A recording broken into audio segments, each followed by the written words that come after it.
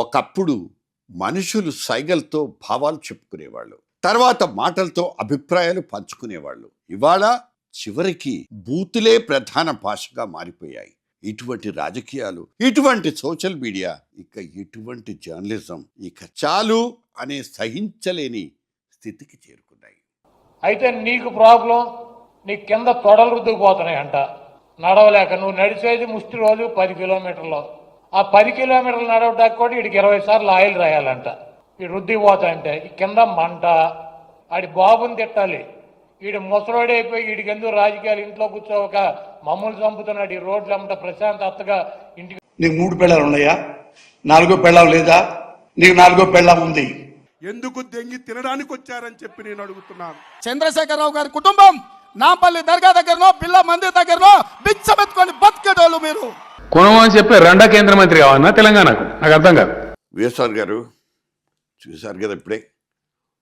ఇది నా ఆవేదన, మనోగతం. ప్రతిసారి దీని గురించి, సబ్జెక్ట్ గురించి మాట్లాడడం అనంటే అవసరమా అనిపిస్తుంది. ఇంత అశ్లీలంగా తయారైంది ఏంటండి సమాజం. నాయకులు అంటే బూతులు మాటలు. ఒకప్పుడు నాయకులు పద్ధతిగా ఉండేవాళ్ళు, అసెంబ్లీలు పద్ధతిగా నడిచేవి. సరే దిగజారిందని బాధపడ్డాం, కానీ మరి ఇప్పుడున్నటువంటి పరిస్థితి, దీని మీద మీ మనోగతం ఏంటి చెప్పండి. అంటే దిగజారిపోవటం అంటే నాయకులనే కాదండి, సమాజంలో మార్పులు జరుగుతూనే ఉన్నాయి. ఇప్పుడు మీరు 1700 సంవత్సరంలో ఉన్న సమాజం 2026లో ఉండాలి అంటే అది కుదరదు. కానీ ఏ డైరెక్షన్లో వెళ్తుంది అనేది ఇంపార్టెంట్. అంటే సమాజం మంచి డైరెక్షన్లో వెళ్తుందా, రోజు రోజుకి భ్రష్టు పట్టిన డైరెక్షన్లో వెళ్తుందా అంటే అన్ఫార్చునేట్గా సమాజం మంచి డైరెక్షన్లో వెళ్తుంది అని అనిపించడం లేదు. ఓకే, సో సమాజంలో వ్యక్తులు ఎవరు, రాజకీయ నాయకులైనా లేకపోతే ఈ మధ్య వచ్చిన యూట్యూబర్లైనా కూడా వాళ్ళు కూడా మనుషులే. సో సమాజం డైరెక్షన్ అంటే ఏంటి? ప్రజలు ఏది యాక్సెప్ట్ చేస్తున్నారు, ఏది ఎక్కువగా ఆనందంగా చూస్తున్నారు, ఎక్కువగా చూడాలని అనుకుంటున్నారు, వినాలనుకుంటున్నారు, చెప్పాలనుకుంటున్నారు అన్నదే సమాజం. అంతే కదా. అవన్నీ ఏంటి, పాతకాలంలో మనుషులు జంతువుల్లాగా బిహేవ్ చేయకూడదు అనుకొని కొన్ని సోషల్ కంట్రోల్స్ పెట్టారు ఆ రోజుల్లో. ఆ రోజుల్లో ఏంటో చూడండి, ఒక ఒక ఒక 50 సంవత్సరాలు లేకపోతే 80 సంవత్సరాల క్రితం పరువు అనేది చాలా ఇంపార్టెంట్. అంటే సమాజంలో పరువు తక్కువ పని ఏది చేయకూడదు, ఓకే, ఆ చుట్టుపక్కల వాళ్ళు ఏమన్నా అనుకుంటారు అనుకున్న ఒక భయం ఉండే సమాజం ఆ రోజుల్లో ఉంది. ఈ రోజుల్లో పరువు అనేది అసలు ఒక ఇంపార్టెంట్ ఐటమే కాదు. రైట్. సమాజంలో ఇప్పుడు మెయిన్గా కావాల్సింది ఏంటంటే అటెన్షన్ ఎకానమీ అంటారు సార్. అంటే మీరు అటెన్షన్ ఎలా పొందుతారు అన్నదే ఇప్పుడున్న సమాజం. ఓకే, సో ఎలా అటెన్షన్ పొందాలి అంటే అప్పుడు లేని మెకానిజమ్స్ అన్నీ ఇప్పుడు వచ్చినాయి. ఏం వచ్చినాయి? సోషల్ మీడియా వచ్చింది, లేకపోతే యూట్యూబ్ ఛానల్స్ వచ్చినాయి, ఇన్స్టా వచ్చింది, లేకపోతే ప్రెస్ మీట్లో రాజకీయ నాయకులు అయితే వాళ్ళకి కావాల్సిన ఆపర్చునిటీస్ వచ్చినాయి. సో ఈ విధంగా చూసుకున్నప్పుడు నాకు అటెన్షన్ ఎకానమీ అనే ఒక జోన్లోకి మనం వచ్చాం కాబట్టి, ఇదివరకు నేను లోపలే ఉండాలి, బయటికి వెళ్ళకూడదు, ఎందుకులే అనుకునే వ్యక్తులు అందరూ కూడా సమాజంలో నాకంటూ ఒక ఐడెంటిటీ కావాలి, అటెన్షన్ కావాలి అనే ఒక కోరిక చాలా ప్రస్ఫుటంగా కనపడుతుంది. అది రాజకీయ నాయకుడైనా అవ్వచ్చు, ముఖ్యమంత్రి అయినా అవ్వచ్చు, మినిస్టర్ అవ్వచ్చు, ఎమ్మెల్యే అవ్వచ్చు. సో ఆ విధంగా అటెన్షన్ సంపాదించడానికి నాకున్న మార్గాలు ఏంటి అని చూసుకున్నప్పుడు, ఈజీ మార్గాలు ఏంటండి ఈ రోజుల్లో? క్రైము, సెక్సు, డ్రగ్గు, లేకపోతే బూతులు. ఈ మాట్లాడితే ఏంటంటే ప్రజలు కూడా చాలా ఆనందంగా లక్షల మంది చూస్తారనమాట. ఓకే, ఇప్పుడు మనం ఎవరన్నా ఒక గొప్ప స్వాతంత్ర సమరయోధుల గురించి మన ఇద్దరం డిస్కస్ చేయండి, ఎంతమంది చూస్తారు? 500 మందో 600 మందో చూస్తారు. అదే మీరు ఒక సినిమా యాక్టర్ గురించి చక్కగా మాట్లాడారనుకోండి, ఒక అమ్మాయి ఎవరో గురించి 3 లక్షల మంది చూస్తారు. ఓకే, సో ఎందుకు ఇలా వెళ్తుంది అంటే అటెన్షన్ ఎకానమీ అంటాం దాన్ని సార్.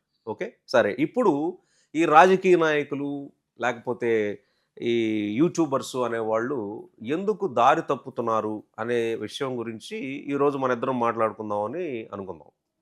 దానివల్ల వచ్చే ఇంపాక్ట్ ఏంటి? ఓకే, మెల్లగా మీరు చూడండి, ఈ లాస్ట్ ఒక 30 ఏళ్లలో నాకు తెలిసి రాజకీయ నాయకులు ఈ ఎక్కువగా ప్రాంతీయ పార్టీలు కావచ్చు, ఇప్పుడు మామూలుగా నేషనల్ పార్టీలు కూడా ఫ్యూడలిజం అనేది పెరిగింది. ఫ్యూడలిజం అంటే ఏంటండి? నేను చెప్పింది రైటు, నేను చెప్పిన దాన్ని నువ్వు డిజగ్రిమెంట్ చేయకూడదు, ఇంటర్నల్ డెమోక్రసీ ఉండదు. కరెక్ట్. ఈ ఫ్యూడలిజం పెరిగినప్పుడు ఏమవుతుందంటే వాడు రాజులాగా కనపడుతూ ఉంటాడు. నాయకుడు ఎవరు పెద్ద నాయకుడు ఎవడో ఉంటాడు కదా, ఆ పార్టీకి అధ్యక్షుడో ఎవడో ఉంటాడు కదా. సో రాజుగారిని నేను బుట్టలో వేసుకోవాలి, లేకపోతే రాజుగారి కళ్ళల్లో పడాలి, ఆయన కళ్ళల్లో ఆనందం చూడాలి. ఇలాంటివన్నీ ఉన్నప్పుడు ఏం చేస్తారంటే అప్పుడు సైకో ఫ్యాన్సీ అవుతుంది. సైకో ఫ్యాన్సీ అంటే ఏంటి? ఆయనకి ఏది నచ్చుద్దో, తప్పైనా రైట్ అయినా నాకు అనవసరం, ఆయన యొక్క మనసుకు అనుగుణంగా, ఆలోచనలకు అనుగుణంగా నేను బిహేవ్ చేయటాన్ని సైకో ఫ్యాన్సీ అంటాం.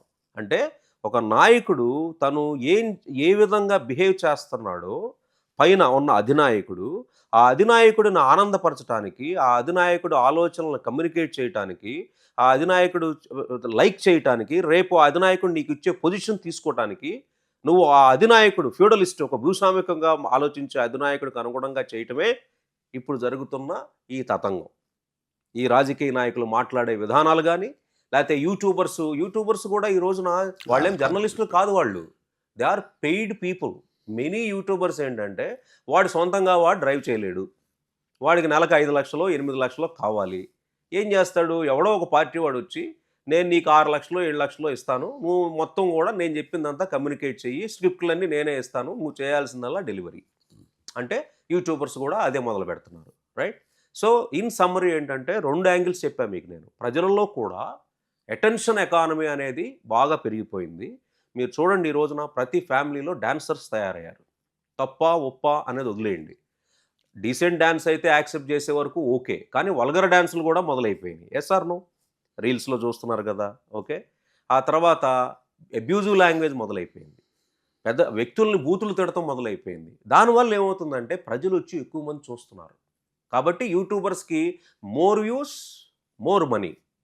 ఎంతమంది ఎక్కువ మంది సబ్స్క్రైబర్లు అవుతారు, ఎంతమంది ఎక్కువ మంది చూస్తారో అంత నాకు రెవెన్యూ వస్తుంది. కాబట్టి ఇక వావి వరుస ఏం లేదు, నేను ఏది మాట్లాడైనా మాట్లాడేయచ్చు. వీడికి జర్నలిజం అనే డెఫినేషను తెలవదు. జర్నలిజం అంటే ఏంటండి? ఒక డేటానో ఒక ఇన్ఫర్మేషన్ వచ్చినప్పుడు దాన్ని అనలైజ్ చేసుకుని, ఫ్యాక్ట్ చెక్ చేసుకుని, ఇది రైటా రాంగా, ఇది నేను చెప్పే మెసేజ్ వల్ల సమాజానికి ఒక గుడ్ జరుగుతుందా బ్యాడ్ జరుగుతుందా అని అనలైజ్ చేసి దాన్ని డిస్ట్రిబ్యూట్ చేసేవాడు జర్నలిస్ట్, అంతే కదా. మీరు చెప్పండి, ఎంతమంది యూట్యూబర్స్ ఈ రోజున ఫస్ట్ పర్సెప్షన్, వాడు రూమ్లో కూర్చుని వాడు ఏదో ఒక ఇమాజినేషన్లోకి వెళ్ళిపోయి దాన్ని మార్కెట్లోకి వదిలేస్తాడు. ఓకే, ఎన్టీఆర్ పార్టీ పెట్టేస్తున్నాడు, జూనియర్ ఎన్టీఆర్, నిజం అవుతాం గాడుకు తెలుసు, ఆయన పెడుతున్నాడో లేదో తెలియదు, రైట్? అంటే ఏంటి? ఇప్పుడు వాళ్ళు ఒక ఇల్యూజన్లో, ఒక హాల్యూసినేషన్లో ఏదో ఒక వాడు థాట్ ప్రాసెస్ ఏదో ఉన్నదాన్ని వండి వార్చి మార్కెట్లోకి వదిలేస్తే ఈ రోజున జనాలు ఎక్కువగా చూస్తున్నారు. ఎందుకంటే gossips have more views than facts. కాబట్టి ఎవరు తప్పు ఇప్పుడు? ప్రజలకు తప్ప, మాట్లాడే భూస్వామిక ఫ్యూడలిస్టిక్ విధానం ఉన్న నాయకులది తప్ప, లేకపోతే అటెన్షన్ ఎకానమీ కోరుకుంటున్న ప్రజలకు తప్ప, చూస్తున్న ప్రజలకు తప్ప? అంటే ఇది పెద్ద ఊళ్ళ తప్పు అని చెప్పలేము. కాకపోతే సొసైటీ ఆ విధంగా మూవ్ అయిపోతుంది. మళ్ళీ మెల్లగా బానిసత్వము, ఒకడిని రాజుగా చూసుకోవటం, ఆ రాజు కింద కాళ్ళు ఒత్తేసేసి ఆ రాజు ఏం చేయమంటే తప్పు ఒప్పని చూడకుండా చేయటము. తర్వాత నాకు అటెన్షన్ రావాలి అంటే మంచి చెడు అనేది నాకు అనవసరము, మోర్ వ్యూస్ మోర్ మనీ, లేకపోతే మోర్ లైక్స్, ఈ అటెన్షన్ ఎకానమీ రావటము. తర్వాత ప్రజలు కూడా నాకు సెక్స్, క్రైము, ఒక రకమైన బూతులు ఈ మాట్లాడుతుంటే ఎక్కువ మంది చూసడానికి అలవాటు పడ్డారు. కాబట్టి ఈకేమి జరుగుతుందంటే సమాజంలో ఒక నార్మలైజ్ అయిపోయిందనమాట. ఓకే, ఇలాగే చేస్తే ప్రజలు చూస్తారు, లేకపోతే ఇలాగే చేస్తే ప్రజలకు వెళ్తుంది అనే ఒక నార్మలైజేషన్ అయిపోయింది. అది నా ఒపీనియన్లో. కారణాలు మీరు అడిగారు కాబట్టి రైట్ డైరెక్షన్లో వెళ్తుందా అంటే వెళ్తాం లేదు. మరి దీనివల్ల ఇంపాక్ట్ ఏంటనేది మనం ఆలోచించాలి. ఇప్పుడు ఒక విషయం చెప్తానండి, ఒక జర్నలిస్ట్గా ఈ 4 దశాబ్దాల్లో దిగజారడం ఎంత కిందకి దిగజారామో చూస్తూ వస్తున్నాను నేను. ఈ ఒక్క విషయం నేను చెప్పాల్సింది, ఇంతకుముందు మొదటి నుంచి కూడా మీడియా మీద కంట్రోల్స్ ఉండకూడదు, నియంత్రణ అనేది ఉండకూడదు అని గట్టిగా పోరాడిన సందర్భాలు ఉన్నాయి, చెప్పిన సందర్భాలు ఉన్నాయి, రాసిన సందర్భాలు ఉన్నాయి. ఇంత గట్టిగా మాట్లాడిన నాలాంటి వాడు కూడా ఇవాళ ఈ సోషల్ మీడియా వచ్చిన తర్వాత మీడియా మీద నియంత్రణ ఉండాల్సిందే అనే ఖచ్చితమైన అభిప్రాయానికి వచ్చారు. అలాంటి వాళ్ళు చాలామంది ఉన్నారు. ఇప్పుడు మిమ్మల్ని అందరూ తిడతారు, ఇప్పుడు మీడియా మీద నియంత్రణ అంటే ఈయనేం మాట్లాడుతున్నాడు, 40 ఏళ్ళు జర్నలిస్ట్ అంటున్నాడు. ఇప్పుడు చూడండి, మీ కింద 390 నాస్టీ కామెంట్స్ వస్తాయి ఇప్పుడు మీరు. ఓకే, ఈయనేం మాట్లాడుతున్నాడు, నియంత్రణ ఉండాలంటున్నాడు, అంటే స్వేచ్ఛను నొక్కేస్తున్నాడా, ఫ్రీడమ్ ఆఫ్ వాయిస్ని నొక్కేస్తున్నాడా, గొంతు నొక్కేస్తున్నాడా అని అనగానే అప్పుడు విపరీతంగా జనాలు వచ్చి ఇంకో 100 కామెంట్లు పెడతారు. అంటే మళ్ళీ ఒక బూత్ ఎకానమీ బూత్ కింద మీకు కామెంట్లు కూడా బూత్ ఎకానమీ కామెంట్లు కూడా. అది ఎక్కువ అప్పుడు ఆయన మన సుప్రీంకోర్టు సిజేఐ గారు అన్నది ఏంటి, ఆయన అన్న కాంటెక్స్ట్ వేరు, సరే మనాళ్ళు జనరలైజ్ చేశారు అది, ఓకే ఇలా ఏ పని లేని వాళ్ళు, అన్ఎంప్లాయ్మెంట్ ఉన్నవాళ్ళు, ఓకే అని చెప్పి ఇప్పుడు పెట్టేవాళ్ళంతా ఎవరు, మేధావులా? నా దృష్టిలో చాలామంది ఏంటంటే పని పాట లేకుండా ఇళ్లలో ఖాళీ కూర్చున్నవాడో లేకపోతే పూసుకోలు కబుర్లు చెప్పుకునేవాడే పెడతాడు. సరిగ్గా పెట్టేవాడు ఇప్పుడు సరిగ్గానే పెడతాడు, విమర్శనాత్మకంగా పెట్టొచ్చు. ఏం మాట్లాడుతున్నారు సతీష్ గారు, మీరు ఇన్ని 40 సంవత్సరాలు మీరు పాత్రికేయ రంగంలో ఉండి ఈరోజు నియంత్రణ పెట్టమంటున్నారు అంటే మీరు ప్రజాస్వామ్యాన్ని చంపేద్దాం అనుకుంటున్నారా సతీష్ గారు అంటే ఒక పద్ధతి అది. అలా ఉండదు. ఇక మిమ్మల్ని ఫస్ట్ మీ ఆకారాన్ని తిడతారు, మీ ఏజ్ని తిడతారు, మీ తెల్లగడ్డాన్ని తిడతారు, మీ హెయిర్ని తిడతారు, మీ పొట్టని తిడతారు, ఇంకా కావాలంటే ఫ్యామిలీని తిడతారు, ఎన్ని తిట్లు తిట్టాలో తిడతారు. మరి దీనికి కంట్రోల్ ఎక్కడుంది? గవర్నమెంట్స్ కూడా మీరన్న నియంత్రణ అనేది ఉండాలా అంటే నియంత్రణ ఉండాలి, కానీ అవి మిగతా కాన్స్టిట్యూషనల్ హెడ్స్ టైప్లో కూడా అవి కూడా ప్రభుత్వాల అధీనంలోకి వెళ్ళిపోతే నియంత్రణ వల్ల ఉపయోగం ఉండదు. ఎందుకంటే నా దృష్టిలో మీడియా అనేది అన్నిటికంటే ఒక గొప్ప అపోజిషన్ పార్టీ రోల్ ప్లే చేయాలి.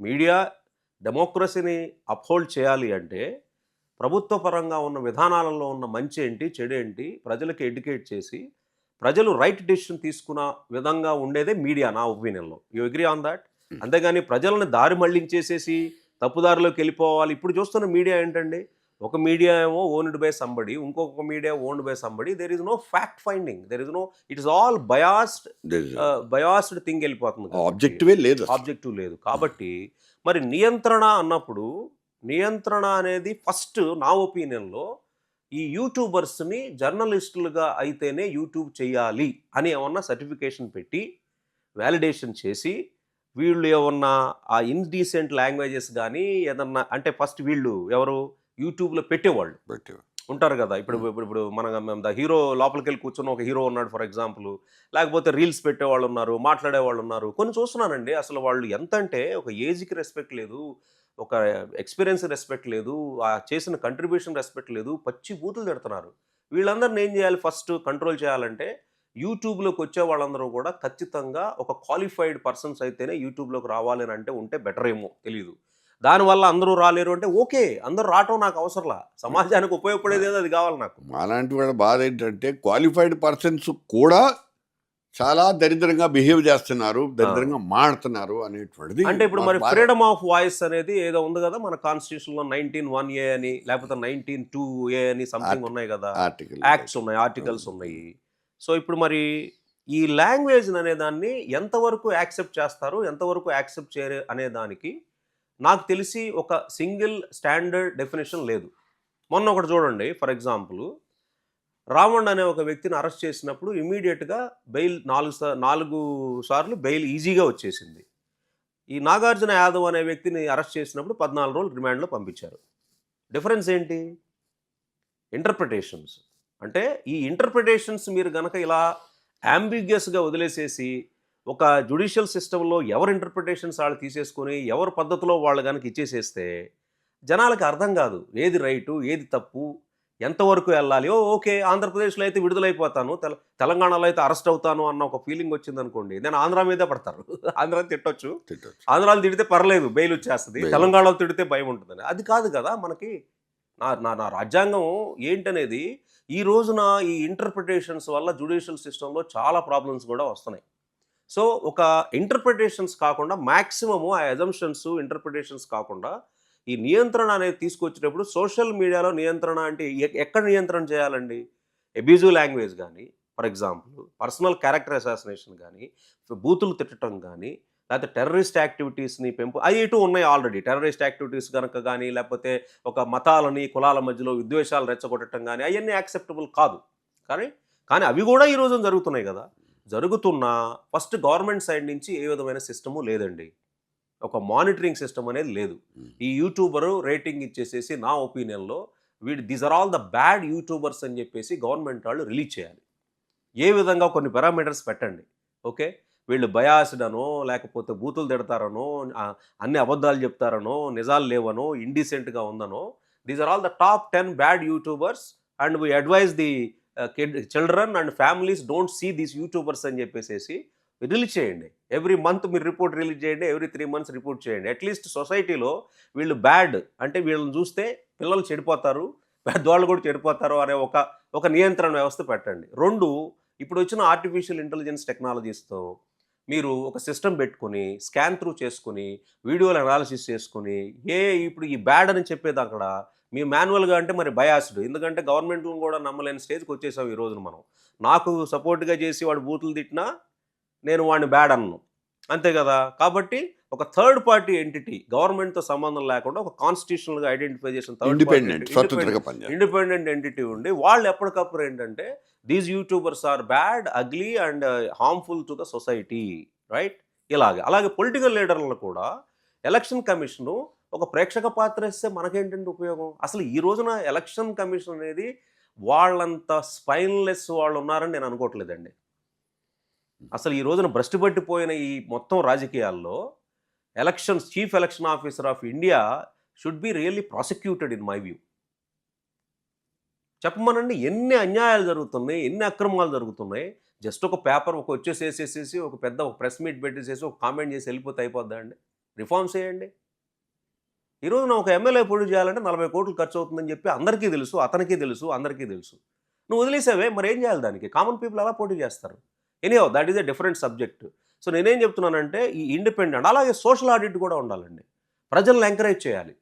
ప్రజలను ఎంకరేజ్ చేసి ఈ యూట్యూబ్ చూడకూడదు అని చెప్పేసి కొంతమంది లక్షల మంది దాన్ని బ్యాన్ చేయాలి. ఎడ్యుకేట్ చేయాలి, మనం పిల్లల్ని ఎడ్యుకేట్ చేయాలి, ఏది గుడ్ ఏది బ్యాడ్ అనేది. ఇది ఒక టైప్ ఆఫ్ మన యూట్యూబర్స్ పర్స్పెక్టివ్లో నేను మాట్లాడుతున్నాను. సార్ అసలు హీరోస్ ఉన్నారు కదా, ఎవరు?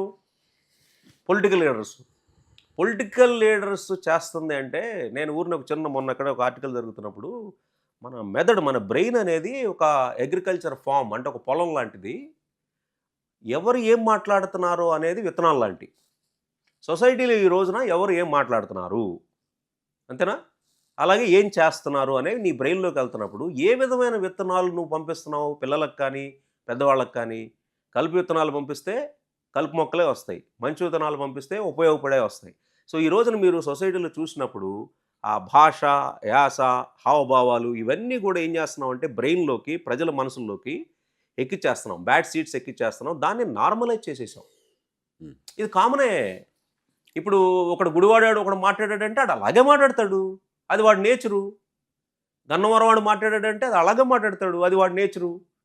వైజాగ్ వాడు మాట్లాడాడంటే అలాగే మాట్లాడతాడు, వాడి నేచరు, రైట్. అది యాక్సెప్ట్ చేసే స్టేజ్కి మీరు తీసుకొచ్చినప్పుడు ప్రజలలో అసహనం లేదు. ప్రజలలో అసహనం లేనప్పుడు రాజకీయ నాయకులు ఎక్స్ప్లాయిటే చేస్తారు.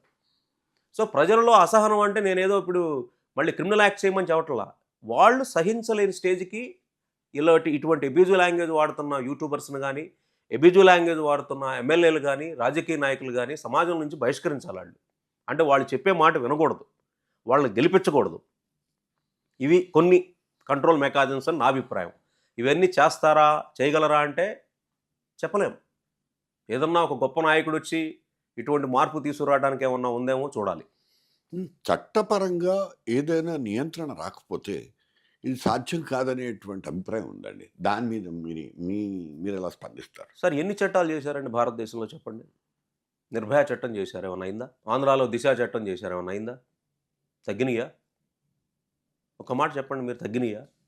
చట్టాల వల్ల ఎందుకు భయం పోయిందంటే నా నాయకుడు ఉన్నాడు, నా రాజు ఉన్నాడు, నా రాజు నేనేం చేసినా నన్ను తప్పిస్తాడు అనే ఒక అపనమ్మకమైన నమ్మకాన్ని ఈ ఫ్యూడలిస్టిక్ రాజకీయ నాయకులు కలగజేస్తున్నారు ప్రజలకి. నువ్వు ఏముందిరా అది, నువ్వు ఎల్లు, నేను బయటికి తీసుకొచ్చేస్తాను. నేను అన్నారు కదా, నిన్న రావణ్ని అరెస్ట్ చేస్తే ఏమంటుంది అమ్మాయి? ఏముంది, 4 రోజులు 10 రోజులు 15 రోజుల్లో బయటకు వచ్చేస్తాడు, అంతే కదా. ఇప్పుడు ఫైనాన్షియల్ క్రైమ్స్ చేస్తే ఏముంది 3 నెలల్లో బయటకు వచ్చేస్తారు. నువ్వు 100 కోట్లు తినేసి ఏం పర్లేదు, 3 నెలలు జైల్లోకి వెళ్ళి కూర్చో, 100 కోట్లు నీ పాకెట్లోకి వెళ్ళిపోయి 3 నెలలు జైలు, తర్వాత బెయిలు, ఇక ఆ తర్వాత లైఫ్ అంతా ఎంజాయ్, అంతే కదా. సో చట్టాల వల్ల భయం లేదు, చట్టాల వల్ల భయం లేదు. ఈ రోజున జ్యుడిషియల్ సిస్టమ్స్ని మనం మేనేజ్ చేయొచ్చు అనుకుంటున్నారు జనాలు. ఎగ్జిక్యూటివ్ సిస్టమ్ని మేనేజ్ చేయొచ్చు అనుకుంటున్నారు. సో చట్టాలన్నీ కూడా ఏంటంటే పేపర్ పుల్ అయిపోయినాయి కానీ రియలిస్టిక్గా ఇది లేదు. దీనికి సమాజంలో ఏ విధమైన మార్పు తీసుకురావాలి అని ఒక ట్రాన్స్ఫర్మేషన్ మొదలైతే ఈ రోజు మొదలెడితే ఒక 20 సంవత్సరాలకి ఏమన్నా మారుద్దేమో కానీ చట్టాల వల్ల పాపం ఏది మిడిల్ క్లాస్ వాడు, బిలో మిడిల్ క్లాస్ వాడు, పూర్ పీపుల్కి శిక్షలు పడతాయి కానీ అసలు సొసైటీని ఇన్ఫ్లుయెన్స్ చేసి బ్యాడ్ డైరెక్షన్లో తీసుకెళ్లే వ్యక్తులకి శిక్షలు పడతాయని నేను అనుకోవట్లా. ఫర్ ఎగ్జాంపుల్ ఒక డైరెక్టర్ ఉన్నాడు, రామ్ గోపాల్ వర్మ తీసుకోండి. రామ్ గోపాల్ వర్మ నా లైఫ్ నా ఇష్టం, ఓకే, అలాగే నేను సెల్ఫ్ సెంట్రిక్, మిగతా వాళ్ళ విషయం నాకు తెలియదు అన్నాడు. But unfortunately creator has given him an influencer status కదా, ఆయన ఏం చెప్తే ఇన్ఫ్లుయెన్స్ అవుతుంది. ఇన్ఫ్లుయెన్స్ స్టేటస్ కదా, ఒక సోషల్ యానిమల్. మనకి ఎందుకు పెట్టారు పాతకాలంలో సోషల్ కంట్రోల్స్? పెళ్ళిళ్ళు చేసుకోండిరా, పిల్లలు కానండిరా, బయట తిరుగులు తిరగబాకండిరా, సిగరెట్ తాగబాకండిరా, అయి తాగబాకండిరా, అతిథులు వస్తే వాళ్ళని గౌరవించండిరా, మంచిళ్ళు ఇవ్వండిరా. ఇప్పుడు వసుదైవ కుటుంబం అన్నాము, లేకపోతే సర్వేజన సుఖనుభవంతో అన్నాము, అతిథి దేవోభవ అన్నాము. ఇవన్నీ ఏంటి మన సొసైటీలో ఒక బిల్డ్ చేసినవి. ఇవి ఇతను వచ్చి నేను కేర్ చేయను, నేను పొద్దున లేవగానే అడల్ట్ కంటెంట్ చూస్తా, రాత్రి ఓడకా తాగుతా, లేకపోతే కాళ్ళు నాకుతా, ఇవన్నీ చేస్తే 18-19 సంవత్సరంలో ఉన్న వ్యక్తులు ఏం చేస్తారు? వీడు ఇంత సెలబ్రిటీ అయిపోయాడు, ఇంత సక్సెస్ అయ్యాడు కదా, వీడే చేయగలేంది నేను చేస్తే ఏంటి? అతనికేంటి సొసైటీ మీద రెస్పాన్సిబుల్ బాధ్యత లేని వ్యక్తి అతను, ఫ్యామిలీ మీద బాధ్యత లేని వ్యక్తి అతను. తనేంటి తన బాడీ తన సుఖం ఇంతే.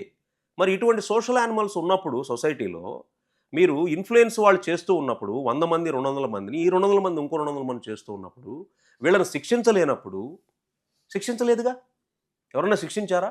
వాళ్ళకి కొంతమంది రాజకీయ నాయకుల క్యారెక్టర్స్ అసాసినేషన్ చేసినా సరే శిక్షించారా?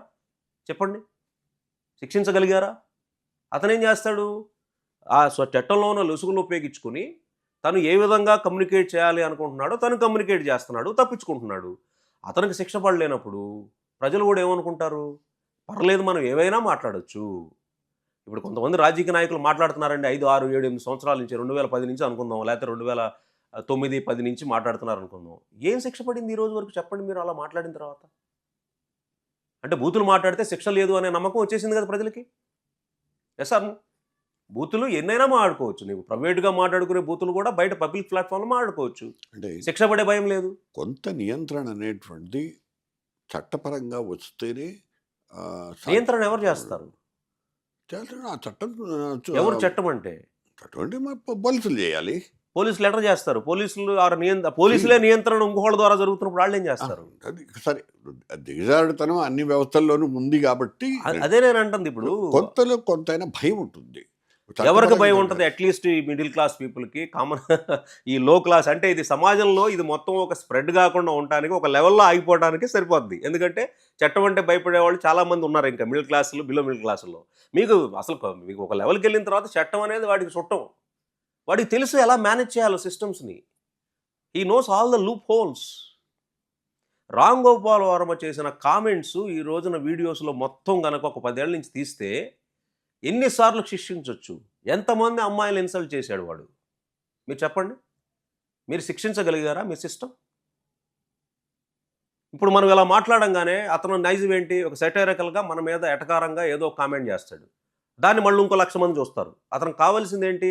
Attention economy. ఆ అటెన్షన్ ఎకానమీ కోసం అతను ఏదైనా చేస్తాడు. సమాజం మీద బాధ్యత లేదు, ఫ్యామిలీ బాధ్యత లేదు, తన ఆనందం తనది. కాబట్టి నా ఇష్టం వచ్చినట్టు నేను చేస్తా. శిక్షించండి సార్, వెయ్యండి, ఒక 4 నెలలు జైల్లో వేయండి. ఇది తప్పు అని చెప్పండి.